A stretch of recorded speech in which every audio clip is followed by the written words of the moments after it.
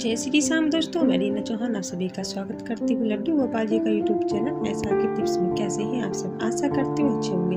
तो देखिए दोस्तों, आज मैं एक नई वीडियो लेकर आई हूँ जिसमें एक पंडित जी और लड्डू गोपाल की एक ऐसी प्रेम लीला है जिनको सुनकर आप अद्भुत आनंद प्राप्त करेंगे। इससे पहले अगर आप मेरे गोपाल जी की इस फैमिली में आना चाहते हैं, इससे जुड़ना चाहते हैं तो सब्सक्राइब करें और बेल आइकन प्रेस कर दीजिए, जिससे कि मेरे आने वाली हर गोपाल जी की हर कहानी आपको मिल सके, हर वीडियो उनकी आपको मिल सके। तो चलिए वीडियो शुरू करते हैं। वीडियो को पूरा जरूर सुनें।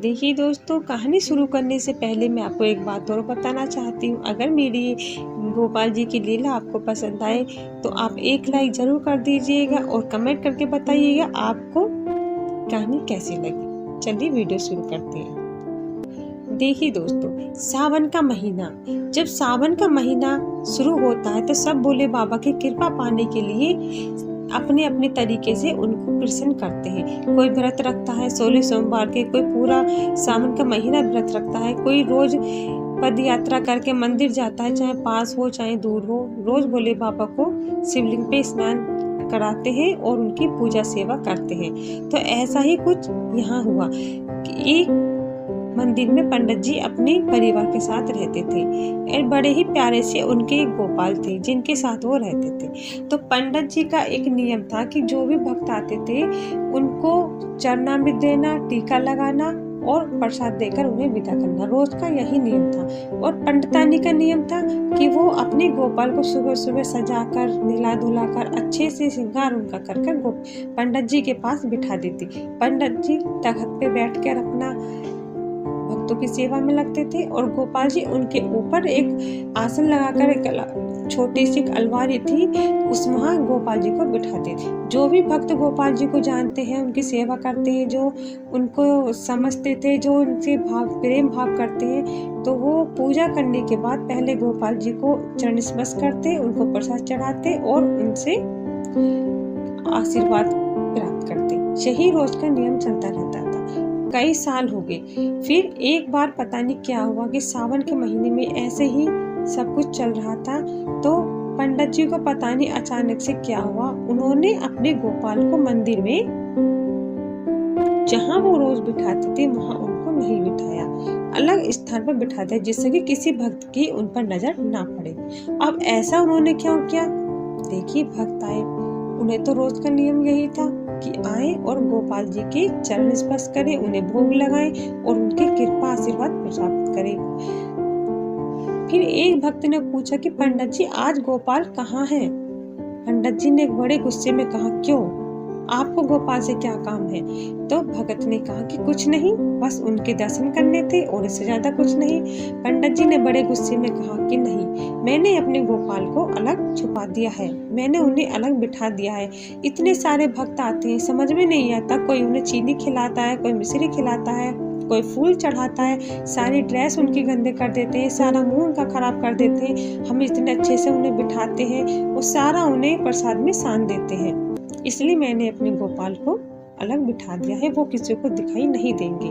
फिर एक दूसरे भगत ने कहा कि पंडित जी ऐसा नर्त मत कीजिए, जो भक्त गोपाल की सेवा करना चाहते हैं जुड़ने दीजिए, इनकी सेवा में जुड़ने दीजिए। ऐसे भक्तों की जो जैसे श्रद्धा भाव से उनकी सेवा कर रहा है, उनको अपने मन में बसा रहा है, करने दीजिए, ऐसा मत छुपाइए, नहीं छुपेंगे वो। लेकिन पंडित जी कहने लगे, क्यों नहीं छुपेंगे? जब मैं अपने गोपाल को छुपाऊंगा तो क्यों नहीं छुपेंगे? अरे ऐसे भी कोई भक्ति होती है, ऐसे भी कोई पूजा होती है। भगत भक्त बनने चले हैं, समझ में तो उन्हें कुछ आता नहीं, अपने घर में तो कुछ करते नहीं, आते हैं मेरे गोपाल को सान कर चले जाते हैं। तो इतना कहकर पंडित जी गुस्से में थे और फिर भगत ने भी कुछ नहीं कहा। उनको पता था कि आज पंडित जी बहुत गुस्से में हैं, वो अपने घर चले गए। ऐसे ही कई दिन तक चलता रहा। फिर अच्छा, इसके साथ एक बात और, गोपाल जी पंडित जी को छुपा कर रखते, लेकिन कोई ना कोई भगत जाकर किसी न किसी तरीके से उनको प्रसाद का भोग लगा ही देता था, चाहे वो उन्हें साने प्रसाद में या ना साने, लेकिन वो खुद पे खुद ही सारे प्रसाद में सन जाते थे। अब इस बात का पता कैसे चला? अगले दिन फिर पंडित जी ने ऐसे ही बिठाए अपने गोपाल जी को, लेकिन उनका एक निगाह गोपाल जी पर, एक निगाह भक्तों पर, क्योंकि उन्हें अपना कार्य भी जरूर करना था और उन्हें एक नज़र अपने गोपाल भी रखनी जरूर थी कि ऐसा कौन भगत है जो मेरे गोपाल को वहाँ भी नहीं छोड़ता है, वहाँ भी जाकर उनसे मिलता है। तो फिर एक दिन अचानक से गोपाल जी बैठे थे और दो भगत उनके पास जाने वाले थे। तुरंत पंडित जी ने उन्हें रोकर कहा, ठहरिए, आप मेरे गोपाल के पास मत जाइए, क्योंकि वो बहुत परेशान है, मैंने उन्हें अलग छुपा कर रखा है, आप ऐसी भक्ति मत करो, उनके पास मत जाओ। वो दोनों रुक गई, लेकिन हमारे गोपाल जी ऐसे कहाँ है, वो तो बहुत छलिया है। पंडित जी ने तो रोक लिया, लेकिन अब देखिए दोस्तों, हमारे गोपाल को वो कैसे रोके। ठीक है, क्या हुआ, भगत तो रुक गए, आए, अपने शिव जी की पूजा करी और अपने घर चले गए। लेकिन अगले दिन जो चमत्कार हुआ, क्या पंडित जी ने फिर अपने गोपाल को वहीं बिठाया जहां नियम से वो पहले से ही बैठते थे।